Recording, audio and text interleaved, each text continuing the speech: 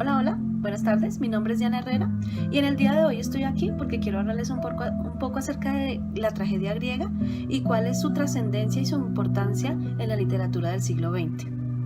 Para empezar me gustaría que habláramos un poco acerca de qué es la tragedia. Podría decirse que la tragedia es un género literario que nace en Atenas. Son obras escritas en verso y estructuradas en escenas con no más de 3 actores hablando y en las cuales hacen intervenciones un coro en forma de odas.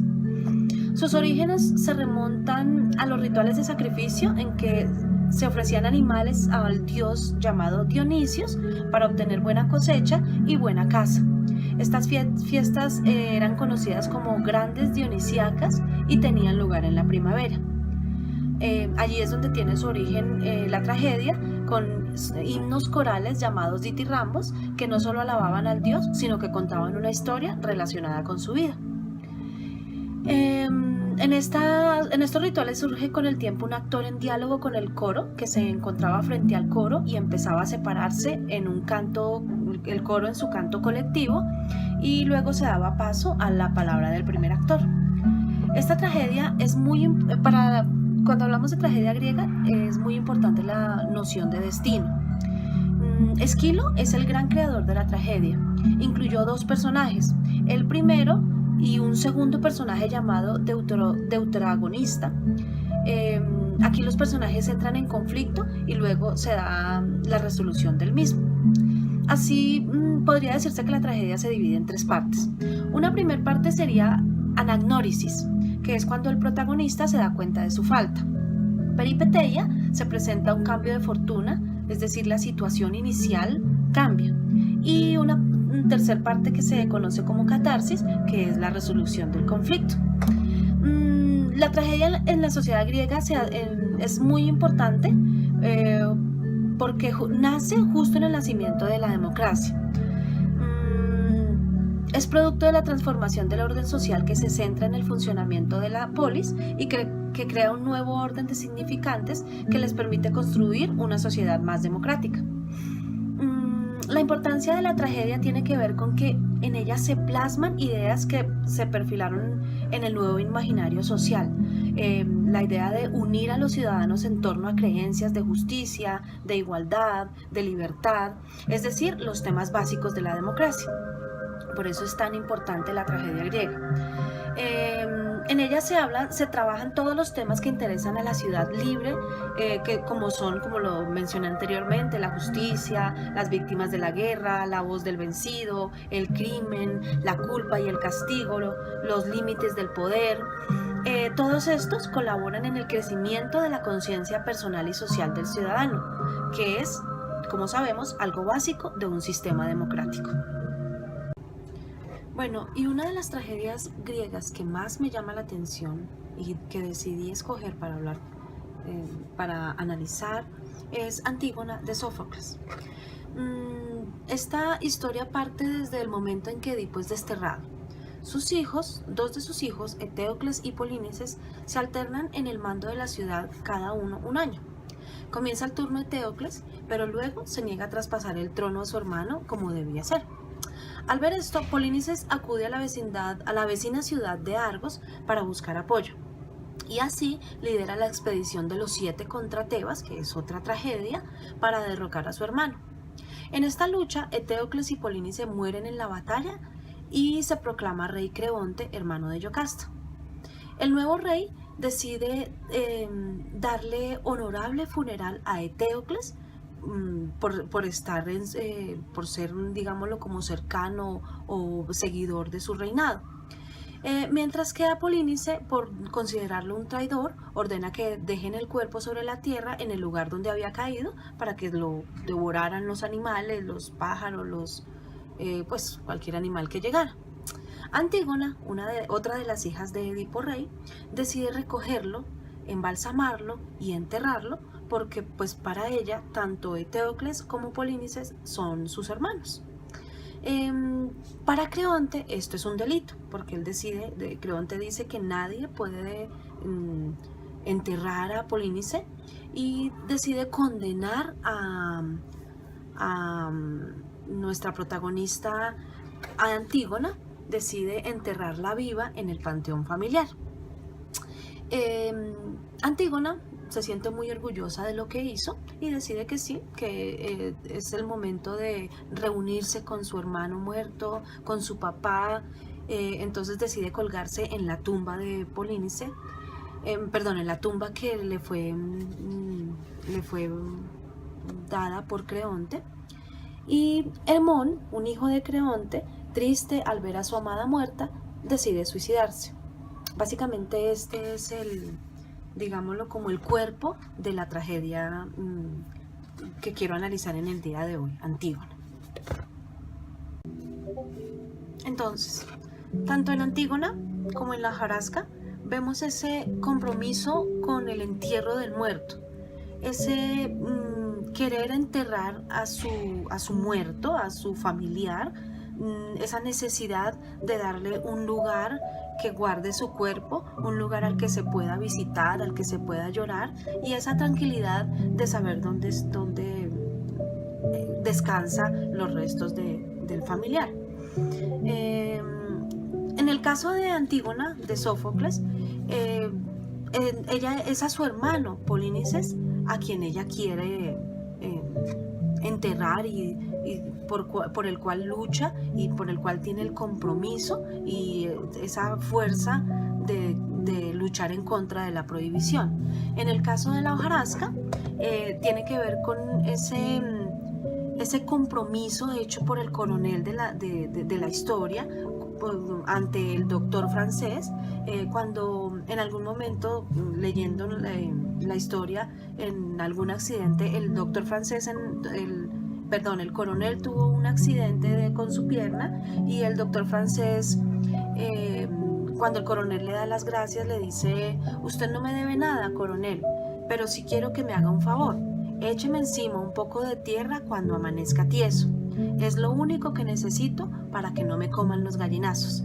Está dentro del libro y es la petición que le hace el doctor francés al coronel, porque sabe que va a necesitar quien lo entierre, quien lo deje en una tumba. A esto, pues acá, como aparece en el libro, el coronel le responde: usted me conoce y debía saber que yo lo habría enterrado por encima de la cabeza de todo el mundo, aunque no le debiera la vida.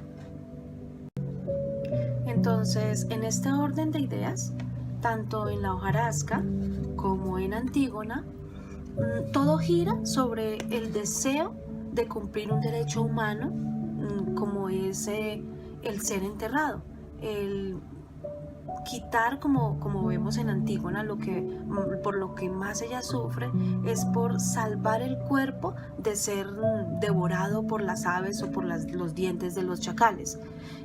Y como dice el padre Ángel en la hojarasca, enterrar a los muertos es una obra de misericordia.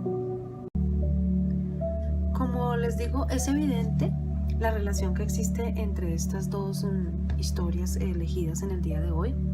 La historia de la hojarasca transcurre en el pueblo de Macondo y empieza con el suicidio de un doctor que todos despreciaban porque alguna vez se le pidió ayuda para que atendiera a unos enfermos y se rehusó. Los enfermos que recordamos por aquello de la violencia y del problema con la industria bananera. Este doctor lleva 4 años en la casa del ex coronel, que es el personaje de nuestra novela La hojarasca, el único médico en Macondo y al que atendía a la gente del pueblo, nuestro doctor francés, que algún día llega a la casa del coronel y se queda viviendo allá. Esa es la trama principalmente de nuestra historia, el doctor que llega a Macondo, es odiado por el pueblo, muere, y como les digo, la historia empieza con la muerte del doctor y de cómo el coronel y su hija empiezan con la lucha de irlo a enterrar. Pase lo que pase, digan lo que digan, el coronel se mantiene en que va a enterrar a su muerto. Lo mismo que sucede en Antígona, donde a pesar de la prohibición del rey, que Antígona sabe que debe cumplir y que su misma hermana Ismene a la que se niega a ayudar a enterrar a su propio hermano por miedo a lo que le pueda pasar, que sabemos que es la condena a muerte. Tanto en la hojarasca como en Antígona se da o tiene ese tinte de desgracia, de saber que al final los personajes terminarán, o la historia terminará envuelta en una desgracia debido a la situación que se presenta. En la hojarasca se menciona algo así como que los personajes quedarán inmersos ante la desgracia, enceguecidos por la misma suerte que la hojarasca ha dejado en Macondo, y de allí su nombre, el nombre que he elegido para la historia. Y en el caso de Antígona, pues lo que sucedió al final, ¿no? Debido a la resolución de Creonte de no dejar enterrar a uno de los muertos, esto que trajo que tanto Antígona como su propio hijo terminaran muertos debido a una resolución de él. Esta es la historia de estos dos textos narrativos elegidos en el día de hoy. Ahora pasemos a hablar de Antígona Vélez de Leopoldo Marichal. Si bien en la hojarasca hay un epígrafe y hay una historia que de alguna manera podemos relacionar con Antígona, en Antígona Vélez sí, desde el nombre en adelante nos es claro que se está refiriendo o que está llevándonos a mirar lo que sucede en la tragedia griega original de Antígona. Antígona Vélez, al igual que Antígona, se presenta como una mujer que vive con el capataz, digámoslo. Sí, esta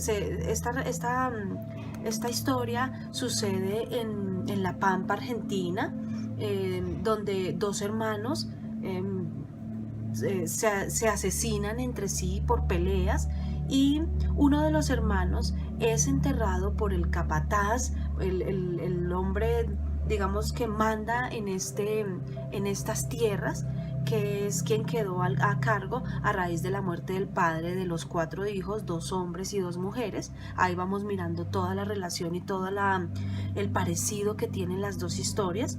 Entonces, los 2 hombres mueren, se asesinan entre sí, y uno de ellos es enterrado por el capataz, por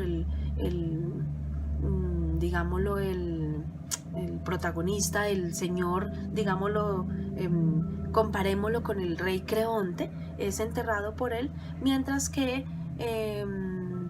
el hermano que no es, o que digámoslo es el antagonista de la historia, es condenado a dejarse al lado de un pozo y que nadie tiene derecho de enterrarlo. Entonces, mientras Antígona de Sófocles se da en un contexto griego con cultura romana del siglo V a.C.,